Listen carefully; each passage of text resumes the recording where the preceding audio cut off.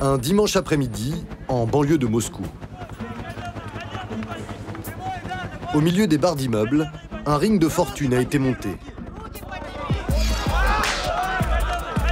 Du sable, quelques cordes et des palettes pour que le public puisse s'asseoir. Comme tous les week-ends, les voisins vont assister à une vingtaine de combats amateurs de MMA, les arts martiaux mixtes, au cœur du quartier. Tu vas gagner! Les combattants ont droit aux coups de poing, de pieds, de coudes, de genoux. Et peuvent frapper leur adversaire à terre. Le médecin n'est jamais loin. Baisse-lui les jambes. On va le mettre en position latérale de sécurité.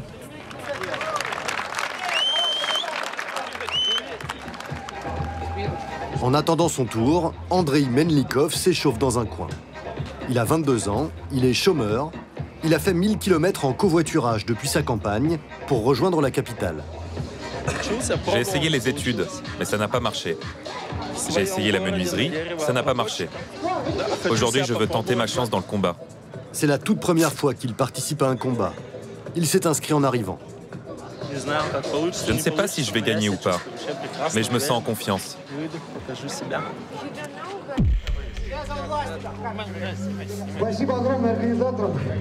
Pour son baptême du feu, il va affronter un juriste de 30 ans, bien plus costaud que lui, et habitué des combats de rue. C'est la première fois que tu te bats? Oui. On l'applaudit. Face à lui, il y a un vrai mec, bien baraqué, crâne rasé de Moscou. Faites-nous un beau combat.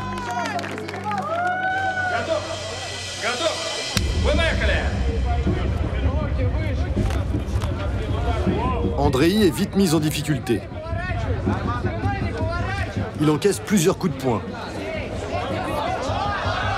Et son adversaire essaye de l'étrangler au sol.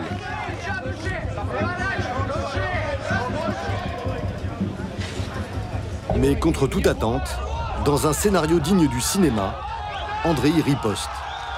Le combat se rééquilibre. Vas-y, frappe-le!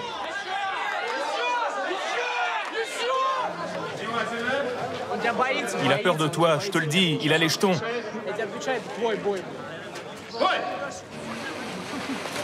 Après 4 minutes intenses, l'arbitre met fin à la rencontre. Stop! Arrêtez!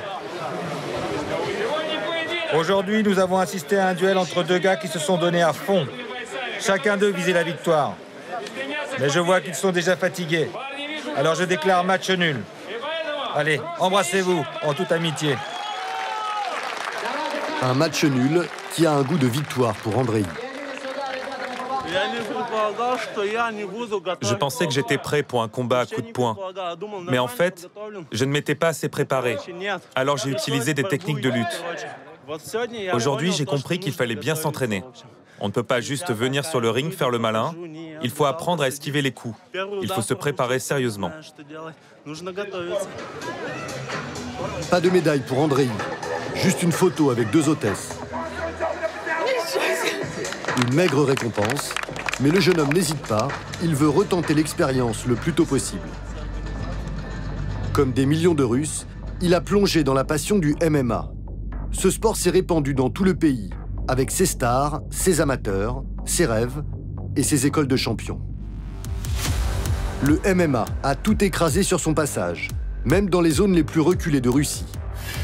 Dans les montagnes du Caucase, on entraîne les enfants du matin au soir à devenir de futurs champions. Tu le pousses par là et tu le fais tomber sur le côté, compris? Allez, montre-moi. Parfois, c'est difficile, mais les entraînements sont bons. Pour beaucoup de familles, la réussite au combat est la seule solution pour sortir de la misère. Son enfance, les jeux, tout ça, il doit l'oublier. Les jeunes rêvent du destin des stars du combat, hommes et femmes, plein de paillettes et de succès. C'est traumatisant et ça fait mal, mais tu oublies tout quand tu lèves le poing de la victoire. J'ai beaucoup d'argent. J'ai une Mercedes. Je suis content, Dieu merci. Mais dans le pays, le MMA est aussi utilisé comme arme politique. En Tchétchénie, c'est la vitrine d'un dictateur. Promouvoir le MMA, c'est l'idée de Ramzan Kadyrov. Il s'est rendu compte qu'il s'agit là de l'image de notre République. À Moscou, le MMA mène à tout, même au pouvoir. Le MMA m'a tout donné et m'a tout pris. Et aujourd'hui, je veux leur rendre ce qu'ils m'ont donné. J'adore ce pays. Enfin, certains s'enrichissent en devenant organisateurs de combats, avec des dizaines de millions de fans dans le pays. C'est un filon pour les businessmen. C'est ma petite collection. C'est un cadeau de YouTube pour avoir dépassé les 1 million d'abonnés. Enquête sur le MMA en Russie, les arts martiaux mixtes, un phénomène qui dépasse largement le cadre du sport. Au cœur des montagnes du Caucase, le Daghestan, une république autonome de la Fédération de Russie. Une région pauvre et rurale où l'un des seuls moyens de rêver de richesse, c'est de devenir un champion de MMA. Nous sommes dans le petit village d'Amouchi, à 1600 mètres d'altitude. 200 habitants, dont la famille Abdoulaev. Allez, lève-toi, debout. Il est 7 h du matin, c'est le début de la journée et de l'entraînement pour Hadji Murat, 14 ans. Il est en vacances scolaires, mais pas pour se reposer. Le ventre vide et surveillé de près par sa mère, il enchaîne abdominaux et traction.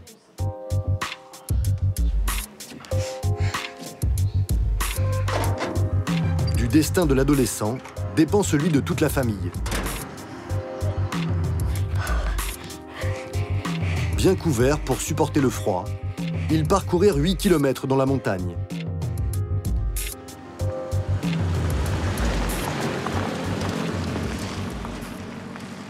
Son père ne le lâche pas d'une semelle.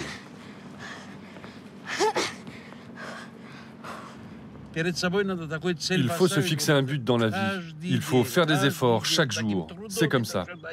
On ne fait pas ce qu'on veut comme on veut. Pour atteindre son but, il faut faire des sacrifices.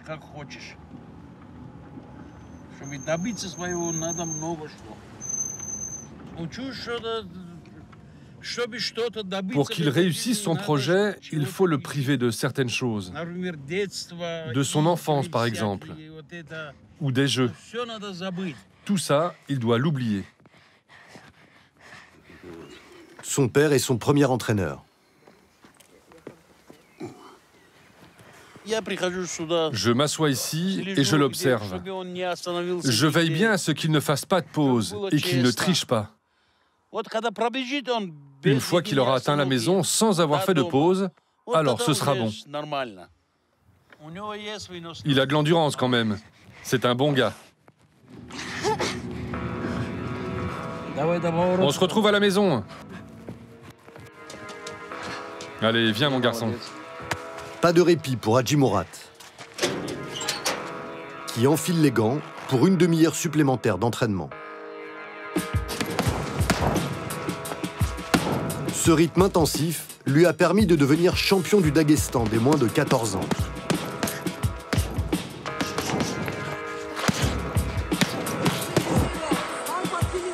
On le voit ici dans une cage, casque rouge sur la tête.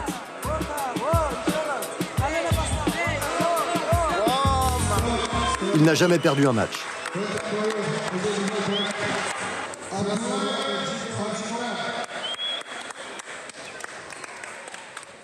Hadji Murat est le plus jeune de la famille. Il partage sa chambre avec son grand frère. Les deux garçons pratiquent les sports de combat, mais c'est lui, tout petit, qui a le plus impressionné ses parents. Voilà ses trophées. Il a été 4 fois champion du Daghestan. Ça, c'est à son frère qui est arrivé 2e. Il était triste parce que la 2e place ici au Daghestan, ça veut dire que tu as perdu. Hadji Murat, lui, a toujours gagné. Mais pour l'instant, le talent d'Hadji Murat ne rapporte rien à la famille. Et il faut bien manger. Dans leur garage, les parents fabriquent du pain qu'ils vendent aux voisins du village. Comme toutes les mamans, au début j'ai été inquiète. Mais c'est un homme, et le sport, ce n'est pas la pire des orientations dans la vie. Ça forge le caractère.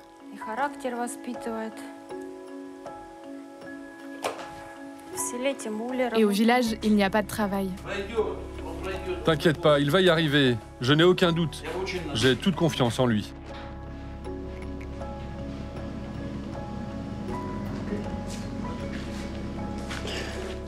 Hadji Mourad met la main à la pâte. À la fin de son entraînement, c'est lui qui livre le pain. Mais son ambition est bien plus grande. J'ai pas envie de livrer le pain. Mais bon, il faut bien le faire. Mon rêve, c'est de devenir un champion.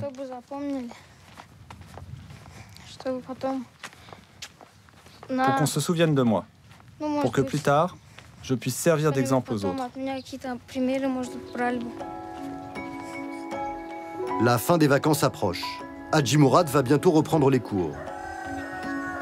Pour mettre toutes les chances de son côté, il s'est inscrit dans une école de champions qui doit faire de lui la nouvelle star du Daghestan.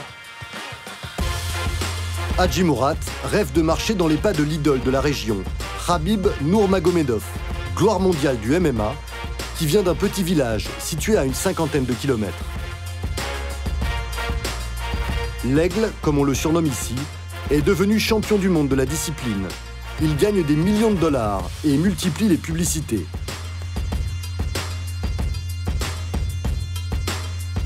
Il a forgé sa légende en combattant un ours quand il n'avait que 8 ans,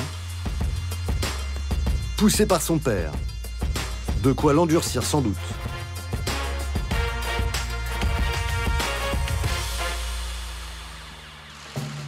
Après sa victoire pour le titre, il a été reçu en personne par Vladimir Poutine. Je te félicite encore une fois et je te souhaite du succès. Il a également été accueilli comme un prince par Ramzan Kadyrov, président de la Tchétchénie voisine. Il est de bon ton de poser avec une star comme Khabib. Cela vaut bien une Mercedes en cadeau souvenir. Khabib est devenu le Daguestanais le plus célèbre au monde. Un homme en profite plus que les autres. Son père. Celui qui a poussé son fils dans les bras d'un ours quand il était petit. Il gère une salle d'entraînement à Maratchkala, la capitale du Daghestan.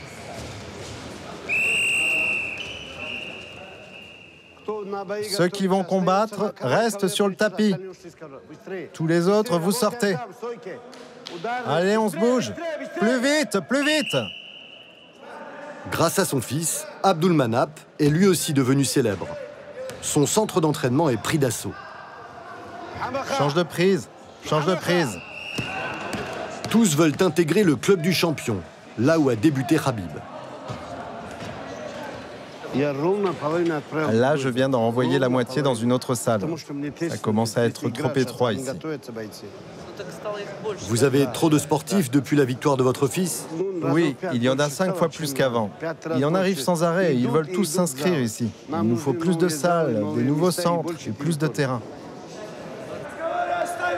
Allez, on court tous. Allez, allez. Allez plus vite que ça. La philosophie du père de Khabib, on ne rigole ni avec la discipline, ni avec la cotisation. Vous avez tous payé pour le mois? Toi, baisse ton bras. Arrête de faire le malin. Toi, c'est bon? Et toi? Et toi? Toi, non? Toi, tu n'as pas payé. Alors tu rentres chez toi. Et toi, t'as apporté l'argent? Et toi? Et toi? Seule pause autorisée à l'heure de la prière. Cela fait partie du programme.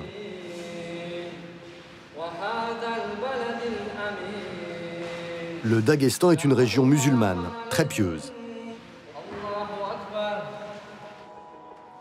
La formule cartonne. La réputation du centre d'entraînement a dépassé les frontières. Le père de Khabib reçoit des demandes de partout. Les candidats sont prêts à tout pour eux ou pour leurs enfants. Lui, c'est un nouvel élève. Je lui ai fait une blague.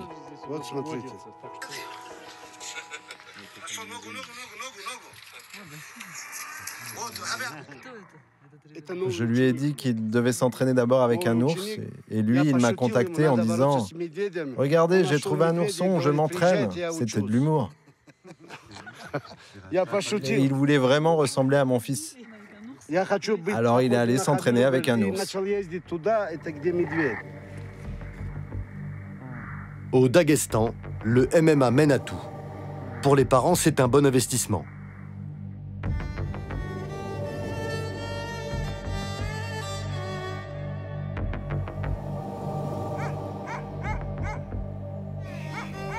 Nous retrouvons le jeune Hadji Mourad chez lui.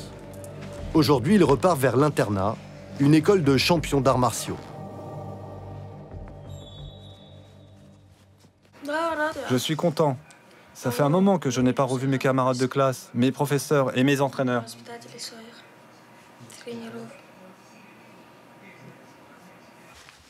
Range ton sac. Où ça? Mets-le là, par-dessus. Il n'y a pas de place dans la voiture. Voilà, ici c'est bien.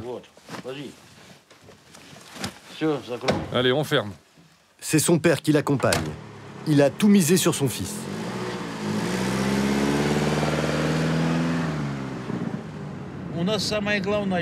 Pour ma femme et moi, tout ce qui compte, c'est qu'il termine cette école. Nous, on n'a besoin de rien d'autre.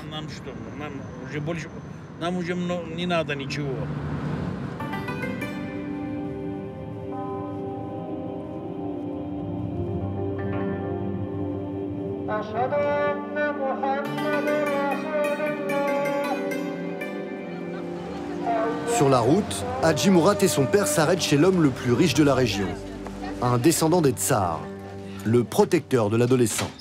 Kaitmas Avarsky, 62 ans, 2 femmes et 7 enfants. Entrez! Allez, allez! Il a décidé de sponsoriser l'adolescent. Ses parents ne gagnent pas assez d'argent pour payer l'école.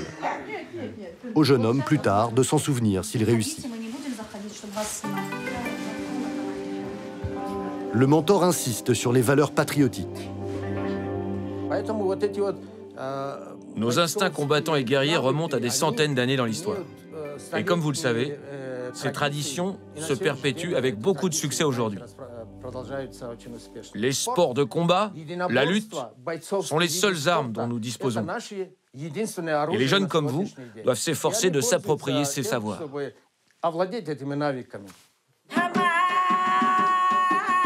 En cadeau de départ, petit chant folklorique pour se donner du courage.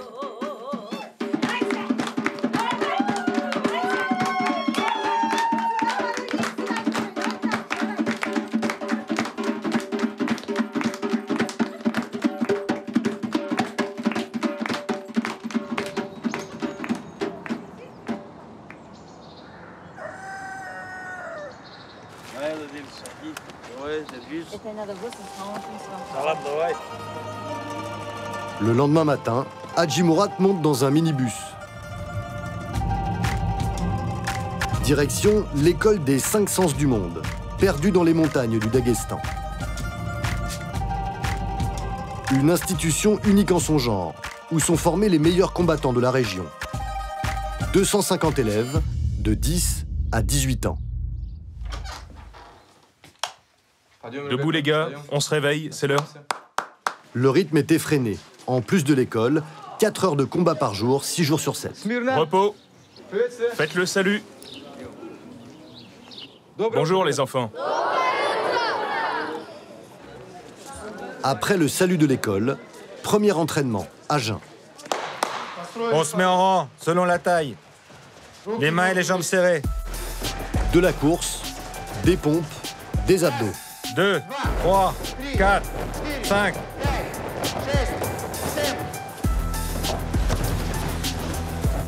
C'est bien.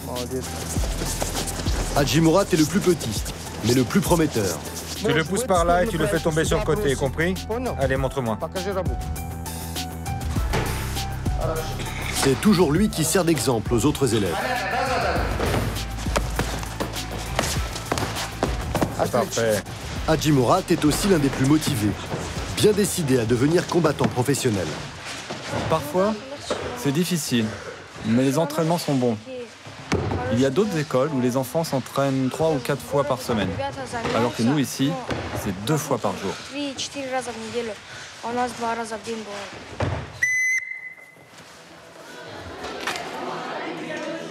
Après un entraînement intense, Les élèves ont droit à un petit déjeuner plein de protéines. Suivent 3 heures de cours, histoire, mathématiques, russe. Avec peu de sommeil et du sport en grande quantité, difficile de tenir le coup.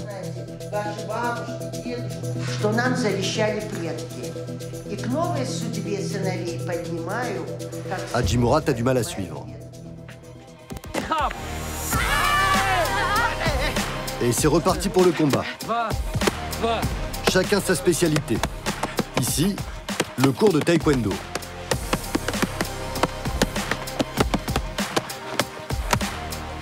Hadji Mourad, lui, enchaîne sur son 2e entraînement de la journée. Au menu, étirement. Les enfants doivent être aussi souples que des danseurs. Ils doivent aussi savoir encaisser les coups.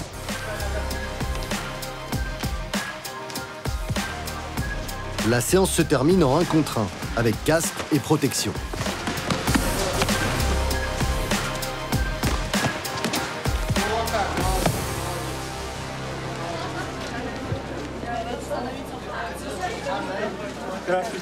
En fin d'après-midi, un homme fait irruption.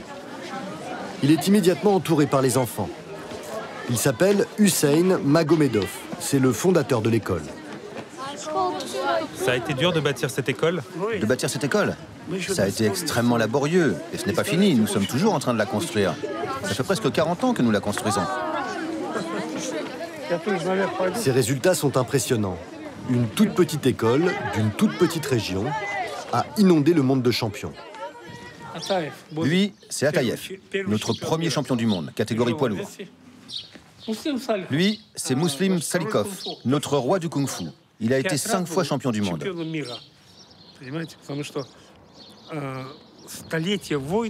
Les centaines d'années de guerre que nous avons connues dans la région ont constitué un patrimoine spécifique. Nous sommes devenus des guerriers. C'est dans nos gènes. Et ce gène est toujours actif. Nous avons tout simplement orienté ce patrimoine génétique vers le sport. Mais une ombre menace les élèves de l'école, le djihad. Beaucoup de jeunes de la région ont rejoint Daesh, recrutés par des extrémistes cachés dans les montagnes. C'est le plus gros problème du directeur. Il existe un danger, c'est l'extrémisme religieux.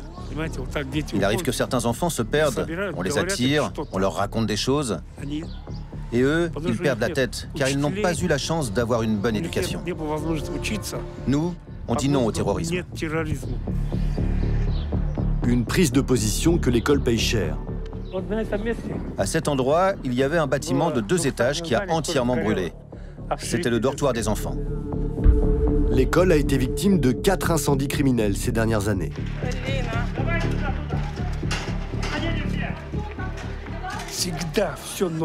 C'est toujours la nuit qu'ils mettent le feu, à chaque incendie.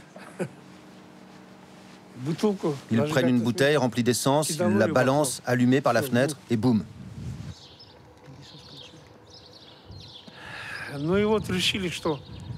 Ici, nous avons décidé qu'au lieu de juger les gens, il était plus important de prendre en main nous-mêmes l'éducation de nos enfants, dès leur plus jeune âge. Et nous sommes prêts à consacrer notre vie à cette cause.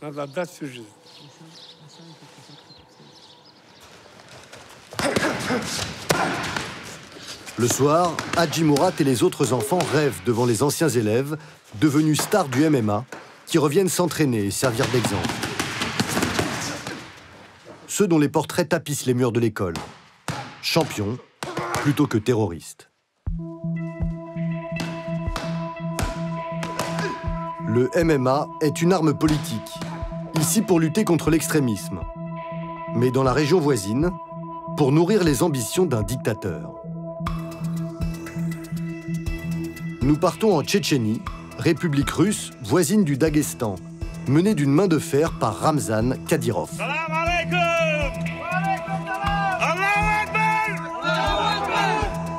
Kadyrov a fait du MMA sa vitrine, une image glorieuse dans une région où les atteintes aux droits de l'homme sont permanentes. Sur son compte Instagram, il aime se présenter en musique, en président super entraîné, qui soulève des poids, court pendant des heures et tire même un camion, à la force des bras. Une république virile, dirigée par un président viril.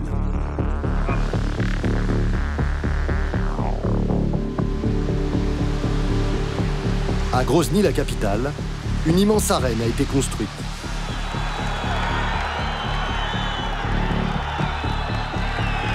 Tous les week-ends, des combattants venus du monde entier viennent se taper dessus. Nous obtenons le droit d'assister à une soirée. La salle est remplie. Le président Kadyrov a la meilleure place. C'est lui le plus enthousiaste du public.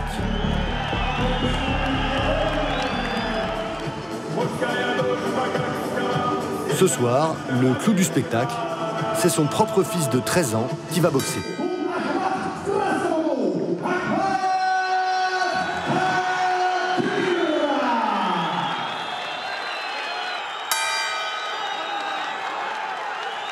Son adversaire ne porte quasiment aucun coup. Il se contente de se protéger.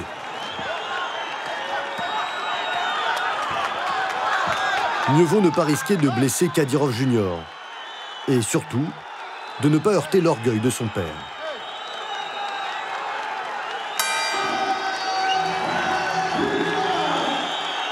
C'était sans doute joué d'avance, mais le papa est ravi. Kadyrov mise énormément sur les sports de combat et sur le MMA en particulier pour faire briller sa région et surtout sa propre réputation.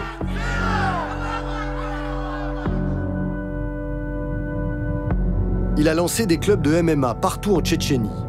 Il a monté sa propre ligue professionnelle et s'est constitué une écurie de champions qui combattent sous ses couleurs. Chaborz, traduction moitié ours, moitié loup, est la star de l'équipe Kadyrov. 5 fois champion du monde de MMA et sponsorisé à 100% par le président. J'ai beaucoup d'argent. J'ai une Mercedes. Je suis content. Dieu merci. Et voici ma deuxième voiture. C'est quand j'ai gagné la ceinture de ligue aux États-Unis. Kadyrov me l'a offerte. Honneur suprême, Chaborz a son portrait dans les rues. Mais pas tout seul, évidemment. Voilà une affiche où on me voit poser avec le chef de notre République, Ramzan Kadyrov. Le président ne lui a pas offert que des voitures. Kadyrov l'a installé dans un appartement grand luxe du quartier chic de Grozny. Bienvenue chez moi. Ça, c'est un cadeau de mon frère, le président de mon club.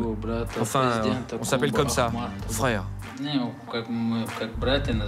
Ça, c'est ma première photo avec le chef suprême de notre République, Ramzan Kadyrov. J'étais tout rouge, j'étais intimidé. Mais le plus bel objet de sa collection, c'est sans aucun doute sa ceinture de champion de MMA. J'ai eu 5 ceintures en tout, mais 4 d'entre elles sont au musée personnel de Ramzan Kadyrov. Celle-là, on me l'a laissée parce que c'est ma préférée.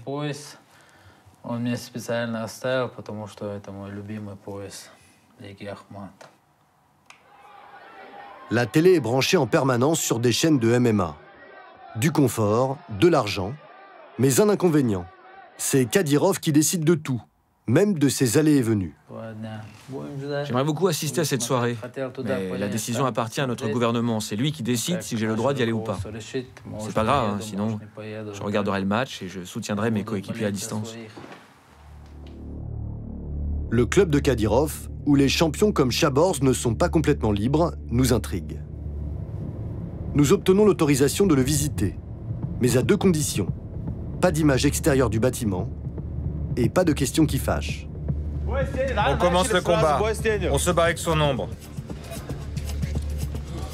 Allez, c'est parti. La nature même de ce club est un sujet sensible ici. Il est soupçonné d'être la base arrière des forces spéciales tchétchènes.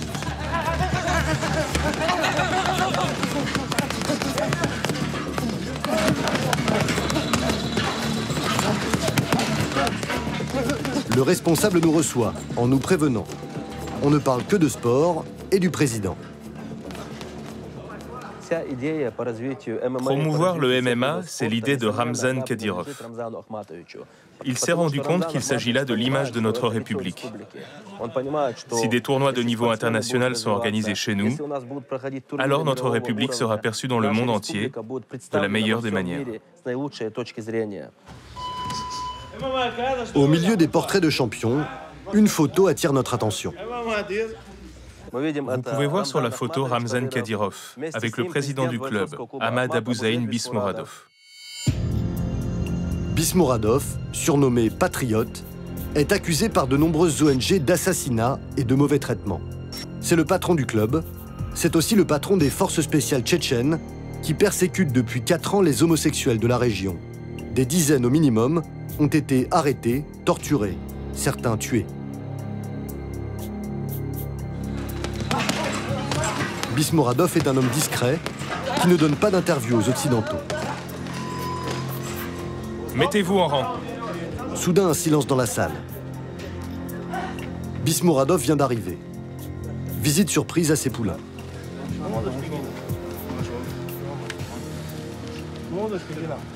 Comment ça va? Vous êtes au travail? Vous avez vu hier soir?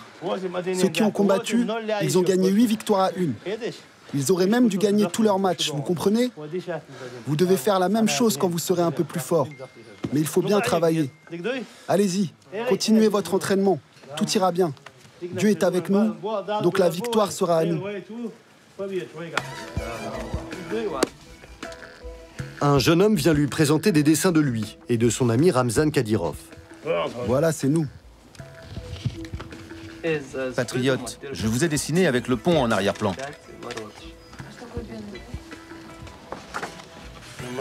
Ça, c'est Kadyrov et sa maman. Et ça, c'est notre village natal, à Kadyrov et moi. Nous avons grandi ensemble depuis l'âge de 5 ans. Nous venons tous les deux de la campagne. Venez tous, on fait une photo.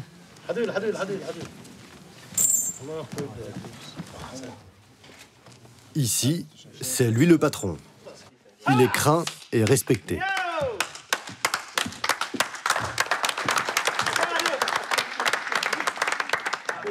Il est un peu fatigué aujourd'hui. C'est pour ça qu'il n'a pas pu aller jusqu'au bout de la salle. Nous essayons de nous approcher. On peut vous poser une question? Vous pouvez me filmer, mais parlez avec mon assistant. C'est comme mon frère, c'est mon bras droit. Nous aurons la victoire partout, la force. Eh, vous ne bougez pas d'ici. Nous n'obtiendrons rien de plus. Pas étonnant qu'il se méfie d'une caméra étrangère. Pour son rôle dans la torture des homosexuels en Tchétchénie, ses avoirs à l'étranger ont été gelés et il est interdit de territoire aux États-Unis. Mieux vaut rester discret. Le mélange des genres entre MMA et politique n'est pas qu'une spécialité tchétchène.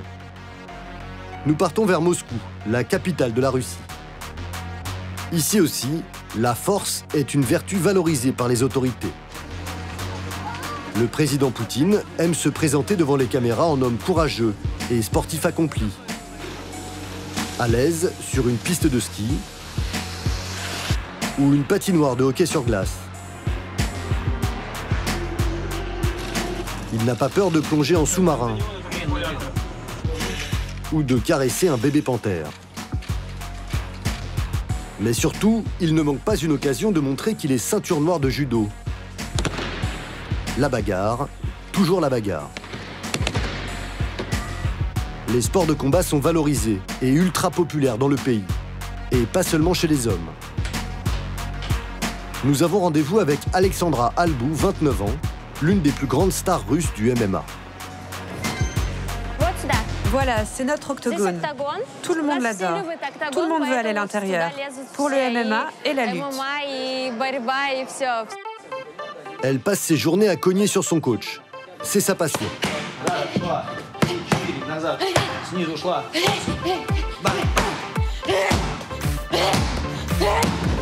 Malgré son diplôme de droit, elle s'est tournée vers les sports de combat. Elle est ceinture noire de karaté, championne de bodybuilding et se prépare pour son prochain combat dans la ligue la plus prestigieuse de MMA, l'UFC. Bien sûr qu'on éprouve une sensation de peur, mais je ne suis pas la seule à avoir peur. C'est là que tout se joue justement. Il s'agit de dépasser cette peur et de se battre sur le ring.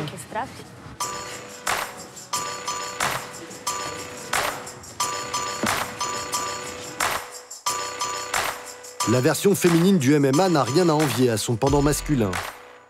La même intensité et les mêmes risques. On m'a cassé le nez, mais ce n'est pas la première fois. Et de toute façon, quand tu es dans l'octogone, tu ne sens rien, car tu as une montée d'adrénaline. C'est traumatisant et ça fait mal, mais tu oublies tout quand tu lèves le poing de la victoire.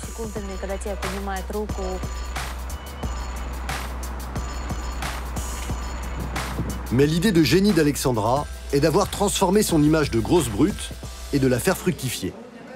Après avoir frappé pendant des heures, elle part se faire coiffer et maquiller. Une deuxième séance pour sa deuxième vie. Moi, j'ai eu la chance d'avoir été bien éduquée. C'est ma grand-mère qui m'a élevée seule. Elle a été forte toute sa vie, forte et indépendante. Et elle m'a inculqué cet état d'esprit. Elle m'a toujours dit d'être courageuse et de ne rien devoir à personne. Aujourd'hui, je fais du sport, j'aime ça, mais je veux aussi gagner de l'argent. Pour gagner plus que ce que lui rapportent ses combats, Alexandra Albou est devenue une figure des réseaux sociaux. Un modèle de beauté.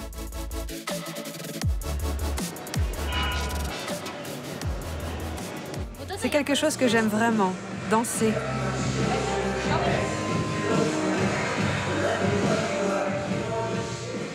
Elle danse, pose et poste des photos et vidéos sur Internet. Le mélange violence et glamour cartonne. Cette influenceuse est suivie par des dizaines de milliers de fans sur Instagram. C'est important pour tout le monde. Tout le monde aime contempler la beauté. C'est comme de l'art. La beauté, c'est essentiel dans la vie.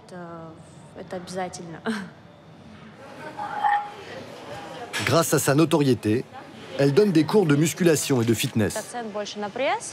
On va mettre l'accent sur les abdos et sur les fesses. 100 $ de l'heure. J'ai de nombreux clients, mais surtout des filles qui veulent des beaux corps et des belles fesses. C'est bientôt les beaux jours. C'est le moment où les femmes viennent, et donc j'ai énormément de clients. De quoi se reconvertir après sa carrière et arrêter de prendre des coups. Mais en grande banlieue de Moscou, un homme, lui-même combattant de MMA, a changé radicalement d'activité. Il est passé du ring à l'arène politique. Nous sommes à Krasnogorsk, 150 000 habitants, réputé pour son haut niveau de corruption. Nous avons rendez-vous avec l'un des adjoints au maire, Jeff Monson, 48 ans et 110 kilos. Une anomalie politique. Il est américain, n'y connaît rien à la gestion d'une ville et ne doit son élection sur la liste de Vladimir Poutine qu'à son statut de star mondial du MMA. Mon boulot, c'est de venir ici une fois par mois, pendant 3 heures. Je fais des réunions avec les autres adjoints. On parle de problèmes sociaux, des problèmes. Jeff Monson a grandi dans l'État de Washington, aux États-Unis. Jeune, il est tombé amoureux du communisme et de l'URSS. À la chute du mur, le régime politique a changé, mais pas lui. Il est resté fidèle à la Russie. Ça, c'est la mère Russie. C'est très émouvant pour moi. Je me suis fait celui-là avant de venir en Russie. Il y a écrit liberté, solidarité, et il y a l'étoile communiste. J'ai ajouté un autre symbole communiste. Tuer les capitalistes. À l'étage, une salle qu'il a fait installer personnellement. On a une petite salle de sport, juste pour la condition physique. C'est suffisant pour faire des choses simples.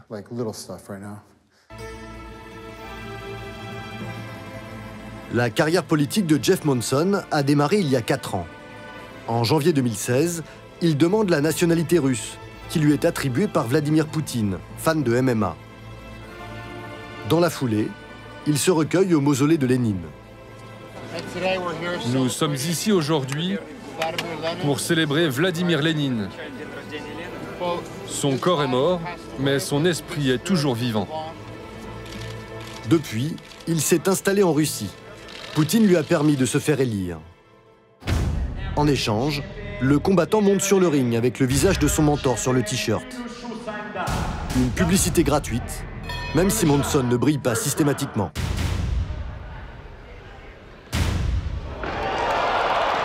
Le MMA m'a tout donné et m'a tout pris. Il a pris mon œil, il a abîmé mon corps, j'ai beaucoup souffert, j'ai fait beaucoup de sacrifices.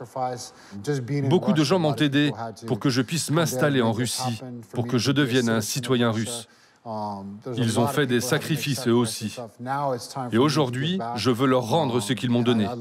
J'adore ce pays. Mais Jeff Monson ne se contente pas d'être l'homme sandwich de Vladimir Poutine.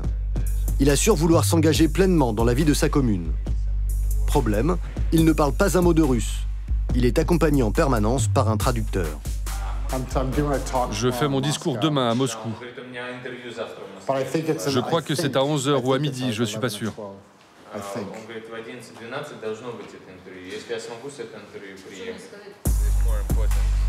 Dans les rues de sa ville, il est arrêté tous les 20 mètres.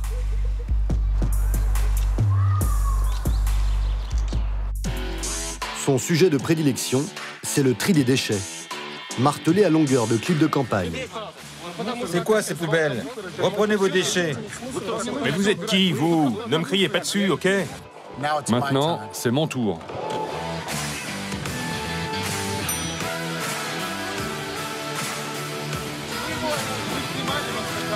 Reprenez vos poubelles. Nous voulons que notre ville soit propre.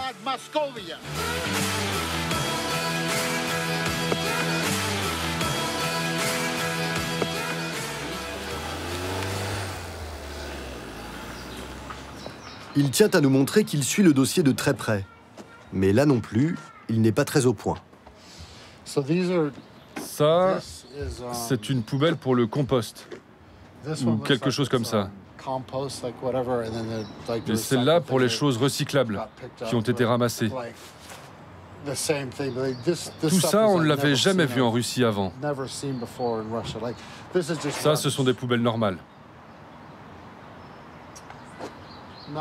Ah non, c'est du plastique. Il y en a plusieurs.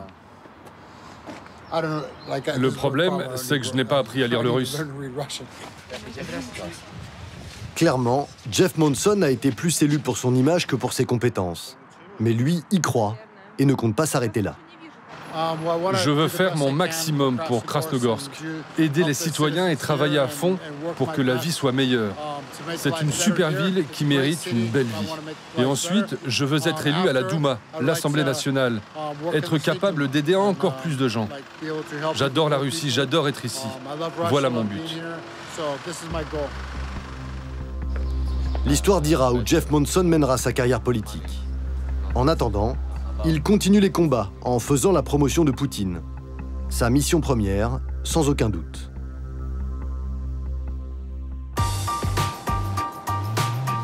Mais le MMA, avec des dizaines de millions de spectateurs dans le pays, est beaucoup plus qu'un tremplin politique. C'est un filon pour les businessmen. Nous sommes à Saint-Pétersbourg, l'ancienne capitale impériale de Russie.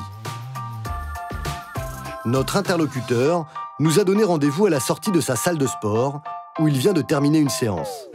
Avant et après. C'est pour le business, bien sûr. Parce que c'est pas normal, quand tu organises des combats de MMA, d'être gros. C'est pas normal. On a discuté avec mes partenaires, on s'est dit qu'il fallait qu'on améliore nos corps. Greg Alignan est un homme d'affaires de 35 ans, devenu riche grâce au MMA. Je ne suis pas un combattant, je n'aime pas les arts martiaux. C'est seulement un business pour moi. Avant cette histoire de combat, j'ai essayé plein de choses. J'ai essayé de vendre des spaghettis dans les magasins de sport quand j'étais à l'université. J'ai essayé de louer des scooters, mais ça n'avait pas de véritable potentiel. Le combat de rue, ça a un haut potentiel. Il y a 8 ans, il a lancé un championnat de combat de rue, partout en Russie. Sur des parkings ou des terrains vagues, il fait s'affronter des amateurs gratuitement et diffuse le tout sur Internet.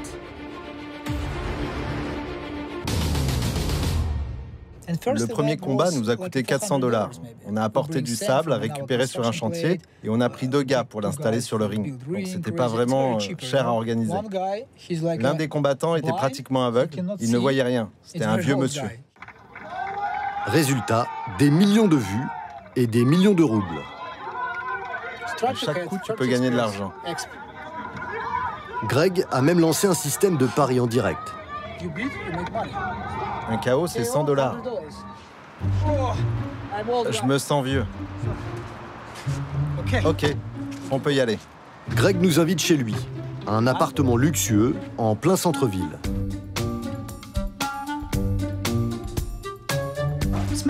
Chez moi, il y a beaucoup de tableaux. Regardez, il y a des artistes magnifiques, vraiment. Il y a beaucoup d'énergie parce que c'est de l'abstrait. C'est une vieille maison avec des vieux tableaux. Celui-là, c'est mon préféré. Il fait partie de ma collection de portraits de filles. C'est cool. J'aime les filles sur les tableaux. Ça me fatigue. Il y en a trop. Ça, c'est mon grand-père et mon frère. Et ça, c'est mon chien. Il est mort, lui aussi. Mais Greg n'est pas passionné que par la peinture et les animaux domestiques. C'est ma petite collection. Des armes. Oui, c'est bon. C'est de la très bonne qualité. Tu peux mettre que 2 cartouches. C'est un modèle spécial du KGB, super beau. Ça, c'est une Kalachnikov, mais pas considérée comme une arme de guerre. C'est la même chose, mais c'est légal. Il y a des pistolets. C'est la meilleure arme pour se protéger ici en Russie. J'ai de bons amis dans l'armée, le KGB, la police. Et parfois, on va tirer ensemble, s'entraîner, tout ça. Dans un tiroir, sa plus grande fierté. C'est un cadeau de YouTube pour avoir dépassé les 1 million d'abonnés. On espère bientôt atteindre les 10 millions.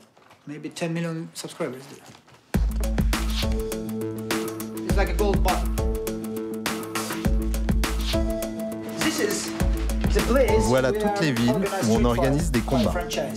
Greg refuse de nous dire combien il gagne exactement. Seule info qu'il veut bien partager, son chiffre d'affaires double chaque année depuis 8 ans. Pour faire tourner sa boutique, Greg s'appuie sur des passionnés de bagarre, prêts à se mettre en scène devant des caméras. Danilo, 24 ans, en fait partie. Depuis quand vous habitez là? Depuis 2 ans. Il vit dans le sous-sol d'un appartement de Moscou. Derrière la chaufferie, sa chambre. Des affaires de sport, quelques médailles, de la protéine en boîte. Et un écran branché soit sur un jeu vidéo de MMA, soit sur des vrais combats. Sa vie a changé depuis qu'il s'est lancé lui-même. J'étais avec 2 potes, on regardait les combats. Alors je leur ai dit, si moi j'y vais, je fais un carton. Et là, mon pote a parié que j'en étais pas capable. Et je me suis inscrit en ligne, devant lui, ici même, pour participer au combat suivant. Depuis, Danilo est monté 12 fois sur le ring, pour autant de victoires. Sa nouvelle passion ne lui a pas rapporté un sou. Il fait des petits boulots pour payer le loyer. Mais pour rêver un jour de rejoindre les pros, il faut bien en passer par là. Danilo nous emmène chez son père, qui l'encourage depuis le début. Lui a fait fortune dans le business, mais il ne veut surtout pas l'aider financièrement. Ça, c'est ma ceinture. Je suis arrivé premier. Vous êtes fiers? Il n'y a vraiment pas de quoi pour le moment. Le plus dur reste à faire. Pour l'instant, il n'a pas eu d'adversaire digne de lui.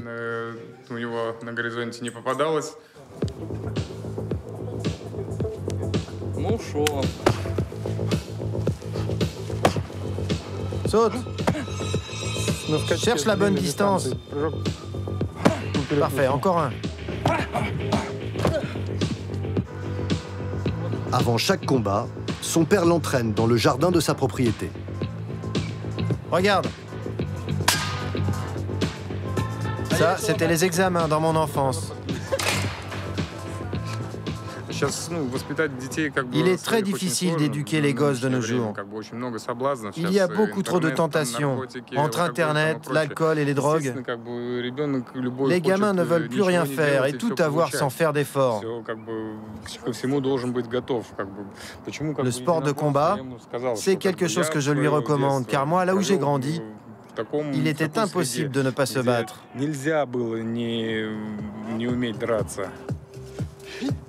Le lendemain, Danilo a un combat de prévu, avec une double pression. Ne pas trop souffrir et surtout, ne pas décevoir son père. Nous retrouvons Greg, l'organisateur de combats de MMA amateurs, sur le parking d'une cité ouvrière. C'est le jour J. C'est bon pour le son? Toujours le même rituel. Ses employés ont installé un ring, du sable et de quoi s'asseoir pour le public. Les combats seront ensuite diffusés sur Internet. Bon les gars, les combattants, que les combattants, sans les accompagnateurs, tous ici. Que je ne m'embrouille pas, nous sommes très nombreux aujourd'hui. Le principe est simple, les combats sont ouverts à tous. Pas besoin de certificat médical ni d'entraînement spécifique. Il suffit de vouloir se battre. Le spectacle est gratuit et les combattants ne sont pas payés. Le seul qui touche de l'argent, c'est Greg, l'organisateur. Les poids légers par ici. Les moins de 70 kilos, venez tous par ici. Là, sur la gauche. Toi, tu vas aller là? Vas-y, pas de problème. Toi, tu t'entraînes en ce moment? C'est quoi ton poids? 64 kilos. Et toi? 68 kilos.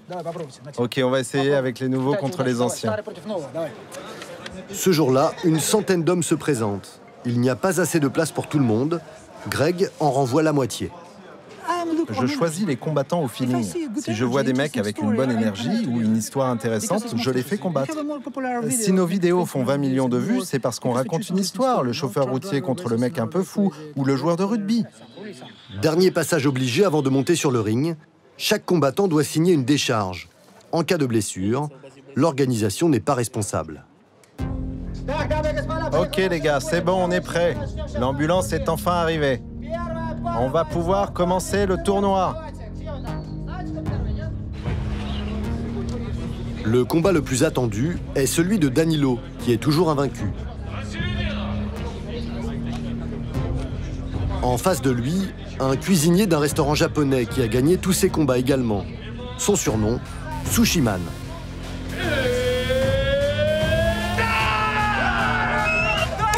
C'est parti!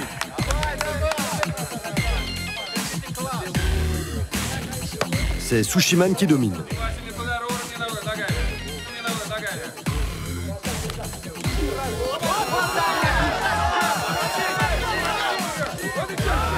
Vexé sans doute, Danilo riposte. Mais il effectue l'un des rares coups interdits au MMA.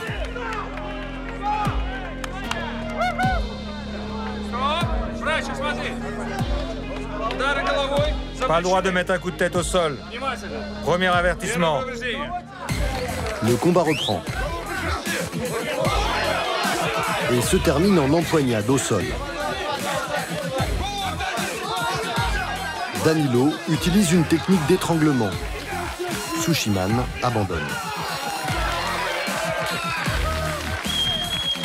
Danilo, le visage rougi mais heureux, remporte une nouvelle victoire.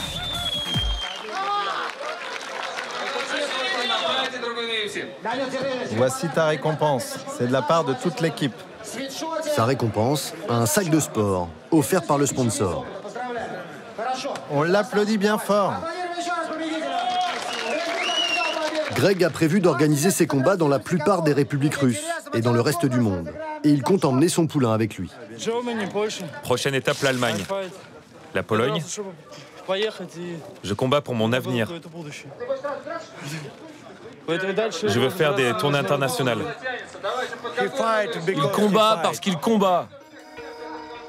Le rêve de Danilo, devenir professionnel pour arrêter de prendre des coups gratuitement. Mais il reste du chemin. Les places sont rares et les candidats nombreux. En Russie, comme partout dans le monde, Le MMA est devenu un phénomène. On estime à 1,2 milliard le nombre de foyers où l'on suit les combats. Loin de la bagarre des parkings, désormais l'un des sports les plus populaires de la planète.